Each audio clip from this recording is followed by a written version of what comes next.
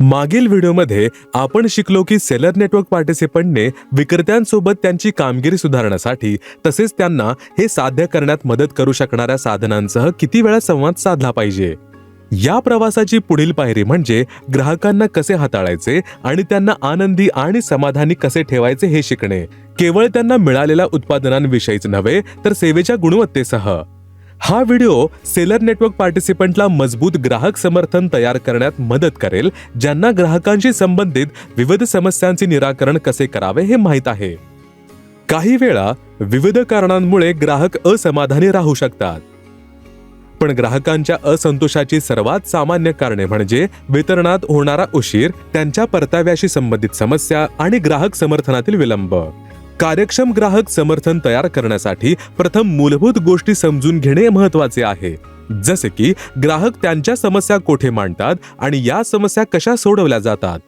चला प्रथम या दोन प्रश्नांचा सामना करूया, जेणेकरून तुम्ही ग्राहकांशी कसा, केव्हा आणि कुठे संवाद साधायचा हे तुम्हाला समजेल।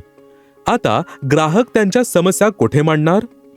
ते हे बायर नेटवर्क पार्टिसिपंटच्या माध्यमातून करतील। तुमच्या ग्राहकांचे म्हणणे ऐकणे हा तुमचा व्यवसाय सुधारण्याचा एक उत्तम मार्ग आहे आणि खरेदीदार ॲप्स अशा प्रकारे डिझाईन करणे अपेक्षित आहे, ज्यामुळे कोणत्याही समस्यांबाबत विक्रेत्यांशी संपर्क साधणे ग्राहकांना सोपे होईल। बायर ॲप्लिकेशन्सने ग्राहकांना ज्या ऑर्डरच्या विरोधात त्यांना समस्या मांडायची आहे ती निवडण्याचा पर्याय प्रदान केला पाहिजे। बायर नेटवर्क पार्टिसिपंटने उपस्थित केलेल्या सर्व ग्राहक समस्या एकत्र केल्या पाहिजेत आणि त्यावर प्रक्रिया केली पाहिजे।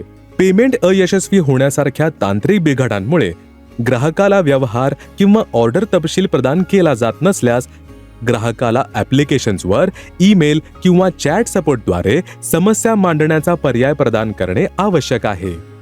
सेवा संबंधी इतर समस्या उपस्थित करू शकतात, जसे की ऑर्डर रद्द करणे, परतावा मागणे, परत मागणे, जेव्हा लागू असेल तेव्हा ऑर्डर बदलून देणे किंवा ONDC नेटवर्कवरील बायर ॲप्लिकेशन्सवर खरेदी केलेली उत्पादने। ग्राहक संरक्षण ई-कॉमर्स नियम 2020 विषयी अधिक जाणून घेण्यासाठी हा QR कोड स्कॅन करा। आता आपण पुढील प्रश्नावर लक्ष केंद्रित करू, ग्राहकांच्या समस्या कशा सोडवल्या जातात? आम्ही ते 5 सोप्या पायऱ्यांमध्ये सांगितले आहे। एखाद्या ग्राहकाने एखादी समस्या मांडल्यानंतर समस्येचे समाधान होईपर्यंत त्याने या 5 पायऱ्यांमधून जावे। प्रथम, बायर नेटवर्क पार्टिसिपंट समस्येची काळजी घेईल आणि नंतर त्याचे समाधान निघाल्यावर ग्राहकाला सूचित करेल। जर समस्या इतर नेटवर्क पार्टिसिपंटशी संबंधित असेल तर माहिती त्यांना सोडवण्यासाठी पाठवली जाते। त्यानंतर बायर नेटवर्क पार्टिसिपंटच्या माध्यमातून समाधान ग्राहकासोबत सामायिक केले जाते। तरीही समस्येचे समाधान न झाल्यास ग्राहक समस्येचे तक्रारीमध्ये रूपांतर करू शकतो, ज्याचा अर्थ असा आहे की ही समस्या पार्टिसिपंट NPच्या तक्रार निवारण अधिकाऱ्यांकडे म्हणजे GRO आंतरक्रियेसाठी पाठवली जाईल। ONDC नेटवर्कमध्ये नोंदणी करताना प्रत्येक NPने तक्रार निवारण अधिकाऱ्याचा तपशील सामायिक करणे आवश्यक आहे। जर GROs या प्रकरणाचे निवारण करू शकत नसतील तर ग्राहक ते ऑनलाईन विवाद निवारण सेवा प्रदात्यांकडे घेऊन जाऊ शकतात, जे नेटवर्क पार्टिसिपंट आहेत, जेथे समस्या माध्यमीकरण, सामोपचार आणि लवाद कार्यवाही यासारखे वाद निवारण उपाययोजना प्रदान करतात। शेवटी यापैकी कोणतीही पावले उचलून समस्याचे निवारण न झाल्यास ग्राहक कायदेशीर अधिकार क्षेत्रात न्यायालयाकडे जाऊ शकतात।